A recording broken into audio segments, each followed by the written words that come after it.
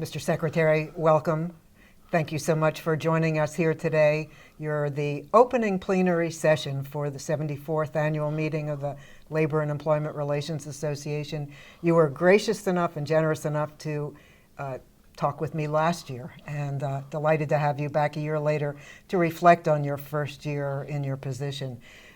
As you know, LERA is a uniquely diverse community of scholars, practitioners, advocates, labor management, business, government neutrals, and they are all going to be very interested from their own perspectives on what you have to say today. So let me start by asking you to reflect back on your first year in this job. As Secretary of Labor, what would you say have been the biggest surprises that you've encountered in the job here in Washington, D.C.? What would you say are been the biggest challenges, the biggest achievements? What are you most proud of? Well, first of all, thank you for having me today. It's exciting. And as we were talking about heading to the Zoom room, hopefully next year we can be in person and we can be sitting on a stage having a conversation. Next year in Detroit. Yeah, so I want to start there. But thank you for the work you do and everyone at LERA. The first year for me has been exciting, has been challenging. I've had ups and downs, and my previous role as mayor of Boston was, I knew that pretty well. I had been there for 7 years. The last few months of that, or the last year of that, were difficult because the pandemic began in March of 2020. So the difference is, when I was the mayor and we went to remote work, I knew the team. I had built the team, I had worked with the team, and I knew the work was going on. So when I got sworn in as Secretary of Labor in March of 2021, it was a little complicated because there wasn't a lot of people in the building. There wasn't a lot of people in my office. It was mostly remote. The team was kind of created for me with through the administration and all of that stuff. So it took me a few months to kind of transition. Well, maybe a little more than a few months. To transition from being a mayor into being the Secretary of Labor. The beauty about being the Secretary of Labor is that we have a president that is so focused on supporting workers in America, whether that's through collective bargaining, whether that's through job training, whether that's through whatever it might be. So that made the transition a little easier for me. But it's been a learning experience. In some ways it's different. It's a very different skill set. But I've had a good time learning it. It's funny, I called a former secretary from the Obama administration who used to be mayor, and I asked him how long did it take him to transition from being a mayor to the secretary. And he said it took him a good 9 months, that he would be thinking back about his old job a lot and wondering why he did this job. And then he did almost 8 years in the Obama administration. He said by the end of his time as secretary, it was the best job he ever had. And so I'm still, my brain is still transitioning. Hopefully you'll be able to say that. Yeah, my brain's still transitioning, but we've done a lot of great things here in this administration, and we're still, we have to keep in perspective. I tell people all the time, we're still living in a pandemic time. So no matter all the great wins you have or all the great things we're doing, we're still living in a very turbulent time for the average American worker. Yes, and your workforce has not yet come back to the building, have they yet? No, we're at about 75% of the workforce coming back, and I think in the next couple of weeks we're going to have more people in the building. There's still lots of challenges for workers out there. Childcare is a real issue. Many childcare facilities went out of business or weren't able to fully return after COVID. That's an issue. People are still concerned about the COVID, about getting COVID and the different variants that are out there. I mean, every day I hear somebody new getting COVID, and the impacts generally, if you're vaxxed or boosted, the impacts on you physically are less, but sometimes you hear stories of people being really sick. So there's a lot going on, but I'm looking forward to being able to walk the halls, because I'm a walker in my place. I like to drop in offices, and I've been able to do it now more lately and just see people I haven't met before and introduce myself, say hello. I like to do that, and I think it's good for the organization and camaraderie. But we are looking also at a hybrid model in some areas. So we're looking at hybrid. I mean, I think there's something behind the telework and the Zoom world that works. So I think the workplace is going to look very different in the future. No doubt. So if you could identify your proudest achievement of the last year, could you do that? Oh God, proudest achievement of the last year, I don't think there's one. I think there's been a lot of great things here in this department that we've done. I think I'm very proud of our folks at ETA who have done a lot of work on the $2 billion from the American Rescue Plan into unemployment insurance and revamping and looking at unemployment insurance. Looking at our folks that are working on workforce development and job training, really thinking about how do we skill workers up, how do we get workers better prepared for jobs now. A lot of workers are leaving their job because they were working 2 and 3 jobs to make ends meet, and we have an opportunity to skill them up with skills to allow them the opportunity to work for companies that are looking for workers.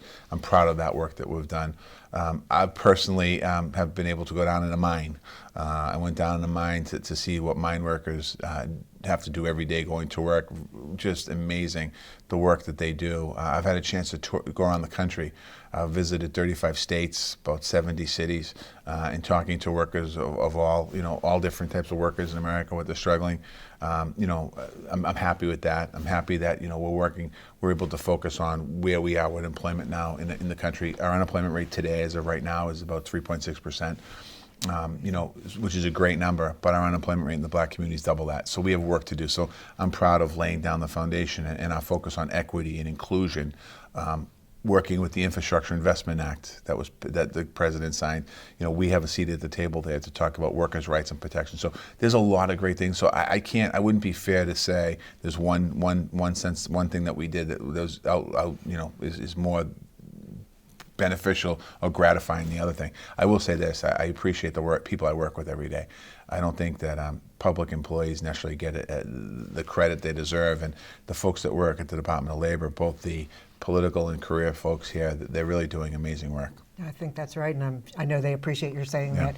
So I know, having been here today, that you have millions of different demands on your time. How do you go about setting your time, or more specifically, setting priorities, and have your priorities changed in the last year? Yeah, it's funny. It's no different than when I was mayor, really. You come up with a plan and what you want to do, and then, after 3 o'clock in the afternoon, the plan is out the window and you're on to something else. So it really is about staying focused. And the way that we're structured here is, I have a chief of staff, a deputy chief of staff, and I have advisors and counselors, and then we have the leadership of Department of Labor. And so it really is empowering. I like to empower people, to try and empower the folks that work with me every day to make sure that we're following through on the agenda items and thinking about how we're moving forward. Obviously, the priorities change from kind of day to day in some cases. When at the beginning, when I took over, it was about getting, why were so many women out of the workforce and how do we get women back into the workforce? And I'd work with the Women's Bureau and the Veterans Bureau and in different areas, but focusing on women and getting people back into work. Then we had a period of people resigning, and how do we encourage people to come back in the workforce? That's on the worker side of it. And then, we've had an increase this year, unfortunately, of fatalities in our mine area, in the mining. So we called a meeting about a month ago with the major companies that do mining and talk about how do we share best practices. That's kind of an issue that pops up every now and then, not necessarily mining debts, but those emergency issues you got to deal with right away. Those pop up. And then the legislative priorities, working, I'm pulled into a lot of meetings at the White House as well, on issues that aren't necessarily related to labor, but economic issues and things like that. Obviously, inflation's another one. How do we deal with inflation? So, it's like any job. It's like anybody that's watching today. You have a job, and if you look at the job description, that's what it is. And oftentimes we spend a lot more time doing other things. But at the end of the day, the main focus is we want to empower workers here at the Department of Labor morning, noon, and night. And what that means is we represent workers from the minute they wake up in the morning until the minute they put their head in the pillow at night, to make sure that whether it's their wages or benefits or health care or child care, whatever it might be, that we're doing everything we can to support the American worker. And so you've spoken a lot about the opportunities that were afforded to you in your life, and I think you've spoken frequently about how you want equity and opportunity to be a focus of the programs here at the Department of Labor. You've alluded to this, but would you like to say more about that? Yeah, I mean, when you think about, whether, before I did this interview, I was being interviewed by a press outlet, and they were talking to me about opportunities. And when President Biden began his run for president, he would talk about Build Back Better, and what he was talking about, not necessarily the legislation that eventually got filed, but he was talking about where we are in the world today, where we are in the pandemic today, where we are with society today. And he was looking at communities that have been left behind. And he talked about really creating a pathway into the middle class. And whether it was my time as a state rep, as a building trades guy, or mayor of Boston, now here, we really have to think in this country a little stronger about how do we create pathways into the middle class. Many communities left behind, in particular the African American community, Latino community, and women, quite honestly, have been left behind in the past. And when we think about coming out of the pandemic, we think about all the investments in job training, all the investments in workforce development, the money in the infrastructure law that's being invested in the country. We talk about the potential CHIPS Act. We talk about building and buying American. All of those things, we have to do a better job of making sure communities of color and women and people that and rural America that have been historically left behind, that they have a pathway into the middle class. We were a country at one point that more people were in the middle class than not. Today, we have more people out of the middle class that should be. So we need to do a lot better job of making sure that we level all boats. I don't know what the right word is. Bring all boats up, lift all boats up. And I think we have a unique opportunity here at the Department of Labor with myself and working with my team, but also working across cabinet. We're working with, Gina Raimondo in Commerce. We're working with Secretary Cardona in Education, thinking about how do we train people, how do we make sure people coming out of school are ready to get into jobs. We have commerce, obviously there's business at the table, labor, and we're doing a lot more of that. On the equity side of it, quite honestly, we need to do much better in our country. If we learned anything after George Floyd got killed, George Floyd conversation, or when he got killed, the emphasis seemed around community policing or policing in the country, but it was so much deeper than that. It was about inequity, it was about inequality, it was about lost opportunity, we really have to pay attention, not just to the policing aspect of that, what happened with George Floyd getting killed, but also the equity problem. If you watch those marches that were going around cities in America, there were many people holding signs about equity and equality. And it wasn't in policing, it was in jobs and access to jobs. So I think we have a unique opportunity to do some really deep stuff here. I've spoke to the president about it, I've spoke to the vice president about it, and I'm taking the direction from the White House, but I also learned in Boston what works and what doesn't. Yes, and so related to this, how do you feel about the media coverage that you and the department are getting? Certainly President Biden has been portrayed as the most pro-worker, pro-union even, administration president in decades, if not forever. Do you feel that your activities and the department are getting the kind of media attention and messaging that you would like? Would you like to see something different emphasis, different focus? I better be careful in this answer. I wish the media would cover the Department of Labor and cover this administration on what we're doing. And unfortunately, I think, I'm not blaming the media reporters. They have to do what they're told. But everyone's looking for the kind of glamorous story or that catchy headline. And I think that a lot of people aren't getting the appropriate news across the country on actually what's happening within the Department of Labor, or quite honestly, in this government. We spend more time talking about stuff that grabs the headline, and I think that people say people think bad news sells papers. I don't think it does. I think if we spent more time writing about good positive stories about what we're doing, it'd be important. But in some cases, I do get a chance to get to the media and do get my message out there, even though in small snippets, particularly like the TV media. I spend a lot of time talking to media around the country, the local stations. That's where I feel is the best way to connect to American people. But I think that the media, I would love to see them write. I would love to see, not just the media, I'd love to see more periodicals write about what's happening in America and what we're doing and what needs to happen in America. And don't focus on the negative, focus on be level, what we have to do, what we're not doing, and how we can do it better. I would love to see more of that. I'm sure there are a few media people in our audience today, and I hope that they really listen to you, because you are an extremely eloquent and passionate defender of the work you're doing, and not only defender, but messenger for the work you're doing. Well, I'll give you an example. If there were media in the audience, the story will be about what I said about the media.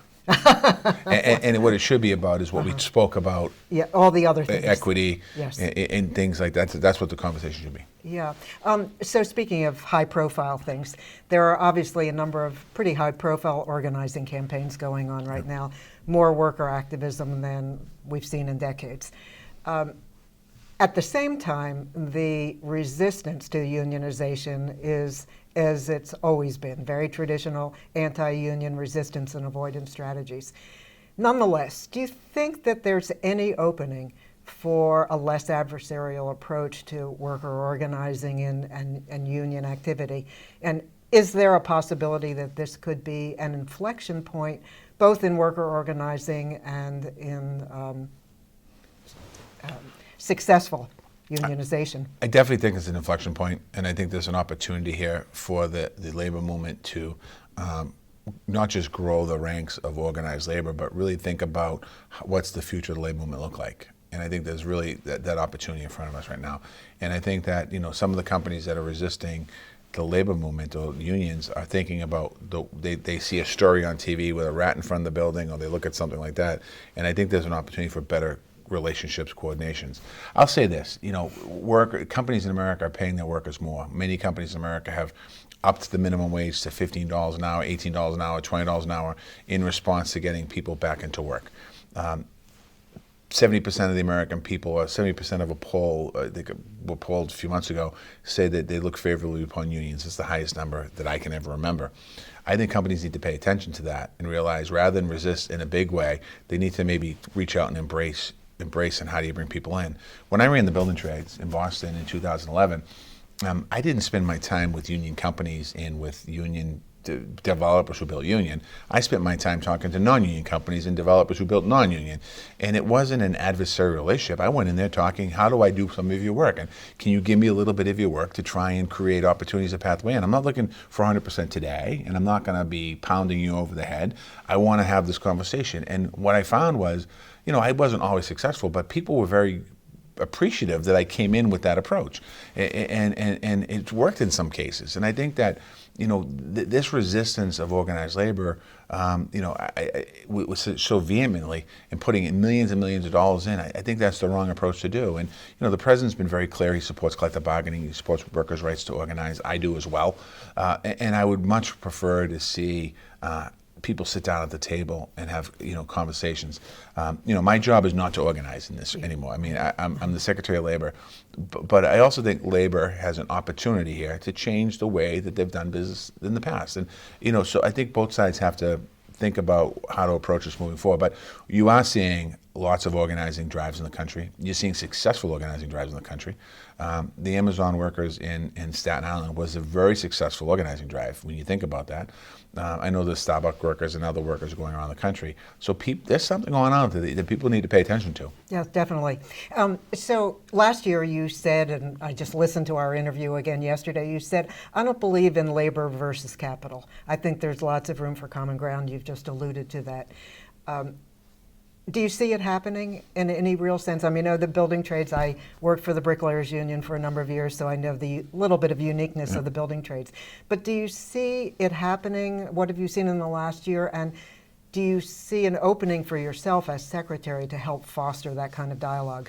I definitely think there's an opening, and I've been able to interject myself by being asked in different contract negotiations around the country. We've been successful in a bunch of different ones that have either been at a standstill or just stalemate or whatever you want to call it, and just encouraging both sides to sit down and talk at the table.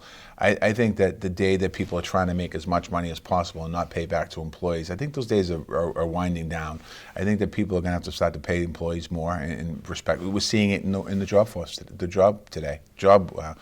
today, I should say. So I think what I would encourage is, it's a little away from your question, but I would encourage people to sit down and have dialogues at the table. This adversarial relationship doesn't help anyone, especially right now. I mean, when you think about the first Friday of every month is Jobs Day, and I get a chance to look at the labor participation rate. I get to look at the unemployment rate. I get to see the unemployment rate for the Black community, the Latino community, the Asian community, the white community, women, men, the Native American community, and I look at those numbers very, very closely. And I look at the numbers of people who are not in the workforce, and they're not in the workforce for a reason. And whether it's low pay or they're not getting satisfaction, I think we have an opportunity right now, not just for labor to think of reinvent themselves in some ways, but businesses need to think as well. And both sides need to be there. I spend a lot of time, when I go around the country, I'll talk to unions, businesses, worker rights groups, undocumented workers, child care facilities. I talk to them all and I hear the story. And everyone kind of wants the same thing. They want a pathway into the middle class. They want to be able to, put food on the table, a roof over their head, take care of their family. And if they work for business, they want the business to be successful. I mean, I think we need to focus more on who we are, what we're all about, where we're going. Yeah, thank you for that. I know that we are running short of time, but before we close, and before I invite you to come back next year, hopefully in Detroit, happy to be here face to face with you today. We've progressed a little since last year. But before we close, and I thank you, I wanted to know if you want to say a few words about the task force on worker organizing. Well, thanks for bringing that up. I should have brought that up. I was a funny quick story. When I was asked by the president to be on the task force, I thought I was chairing the task force, and when I found out I wasn't chairing the task force, I'm like, well, who's chairing the task force? I'm the Secretary of Labor, the Vice President. So I'm like, oh, okay, it's all right. But a lot of great work was done on the task force. There was 70 recommendations. The Vice President did an amazing job of coordinating a lot of conversation, a lot of input in that document. That document is about empowering workers. It's about creating opportunities for workers to whether to organize or to use collective power to better themselves in this situation. The task force put the recommendations out, I believe it was October. We're going to have a follow-up in the next couple of weeks, I think, on the task force. We made a decision that every 6 months we're going to kind of revisit the task force. It's looking internally at the federal government and how we're creating better pathways into the middle class. Some of it was done by executive order by the president, raising the federal minimum wage, signing executive order on PLAs, looking at Davis-Bacon and prevailing wage, and some of it is also how do we strengthen workers. So it was a really good document with a lot of work put into it. Very little resistance, to be honest with you. Like no one has come out. Well, maybe somebody has, but not many people have come out and said that it's a terrible document and it's going to end society as we know it. And I got to give a lot of credit, obviously, to the president for putting this task. I think it might be the first of its kind. As far as I know, yeah, to put it together, and then picking the vice president to lead it along with myself as co-chair, and the people that put the document together did amazing work. Good. Well, thank you so much. I wish we had more time to talk. You've been so rich in your discussion and your passion for the subject. Thank you, and I hope you guys have we have a great conference. And you. I want to thank everyone who's watching for the work you do. Whether through organizations or individually, thank you for everything you do. Thank you. We're getting through a very difficult chapter in American history right now, and we're going to get to the other side. So just take care of yourself. And I hope you say it is an inflection point for the better. It is. No, it is. It certainly is. It's been a pleasure to talk to you, and my privilege. Thank you so much. Thank you. Yeah.